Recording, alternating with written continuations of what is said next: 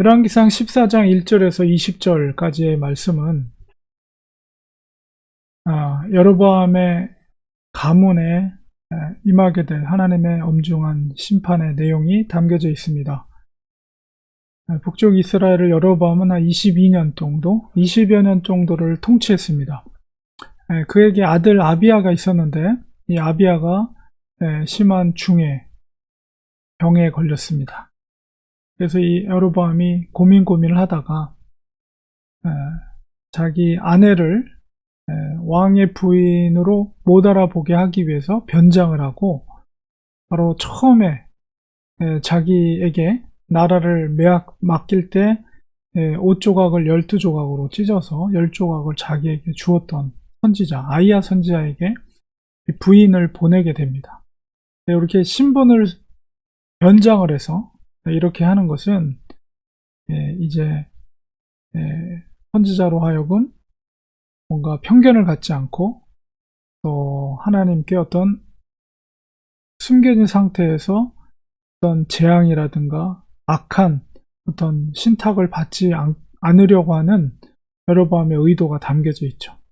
그러나 하나님께서는 아이야에게 이미 그것을 알게 하셨어요. 아이야는 노년에 잘 눈이 볼 수 없는 그런 나이가 많은 그런 시기가 되었습니다. 그러나 하나님께서는 그 가면을 쓰고 변장을 하고 들어오는 여로보암의 아내를 이제 눈치챌 수 있게 알 수 있도록 하나님께서 말씀을 해 주셨습니다.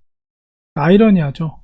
육체적인 눈으로는 볼 수 없는 아이야 선지자. 그러나 꿰뚫어서 그 여인을 알아채고 하나님께서 그와 함께 했을 때 숨겨진 모습도 들춰지는 그런 모습을 우리가 오늘 본문 속에서 보게 됩니다. 결국 하나님은 바로 이 아이야 선지자를 통해서 그 여로보암의 가문에 저주를 선포합니다.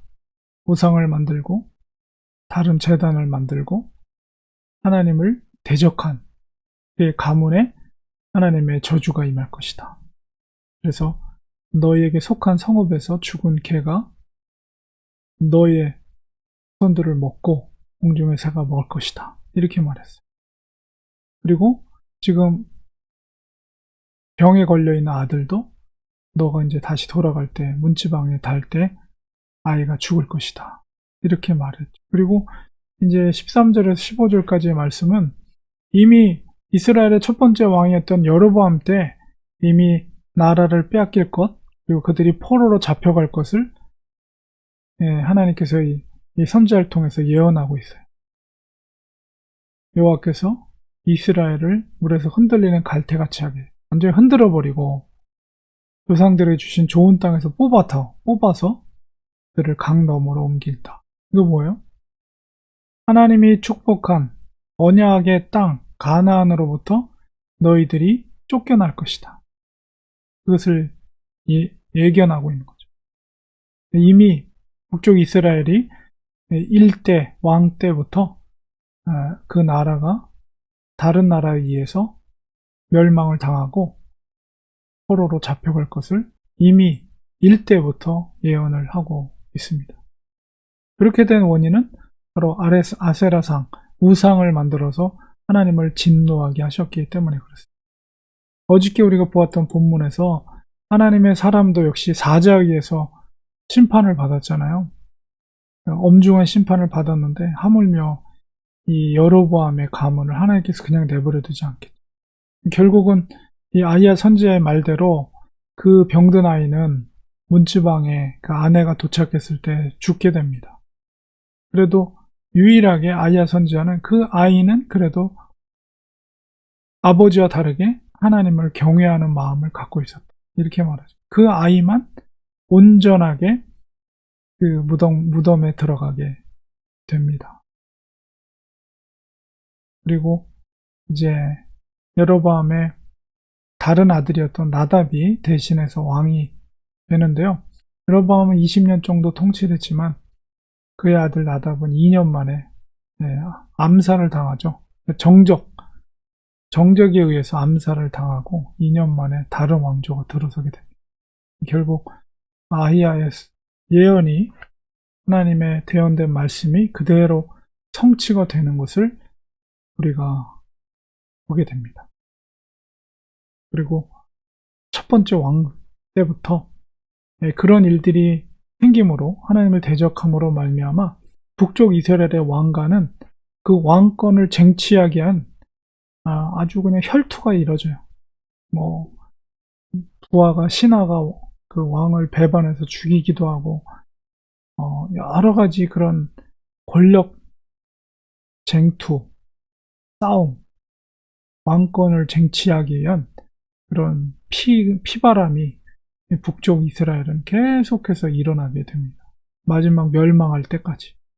그 원인이 근본적인 원인이 뭐냐라고 했을 때 그것은 바로 하나님을 일때부터 하나님을 대적하고 우상을 만들고 하나님이 가장 싫어하는 우상을 만들고 형상을 만들고 자기 멋대로 그렇게 인간적인 방법을 통해서 자기의 왕권을 유지하려고 했던 그런 왕들, 지도자들의 그런 악함, 그리고 백성들의 악함으로 말미암아 이스라엘은 결국 종말 그리고 심판과 또 나라를 빼앗기는 그 결과를 맞이하게 된다는 것입니다.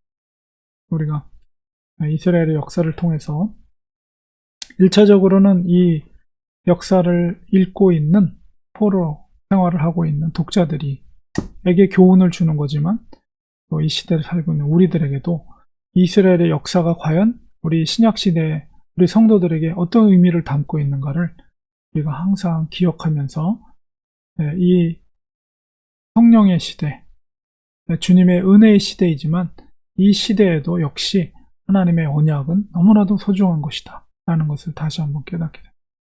기도하겠습니다. 하나님 아버지, 하나님을 대적했던 여로보암 가문의 심판을 하나님께서 이루시는 것을 보게 됩니다. 하나님께서 베풀으신 은혜를 망각하고 자기가 가진 것을 끝까지 지키려고 하는 것, 그것이 하나님이 주신 것임에도 불구하고 인간적인 욕심으로 왕위를 지키려고 하는 어리석은 여로보암의 모습, 우리도 그런 어리석음을 갖는 것이 아니라 하나님께서 우리에게 베풀으신 은혜와 사랑을 생각하며 하나님의 계명과 율법을 준행하는 저희들이 되게 하여 주시옵소서. 예수님의 이름으로 기도합니다. 아멘.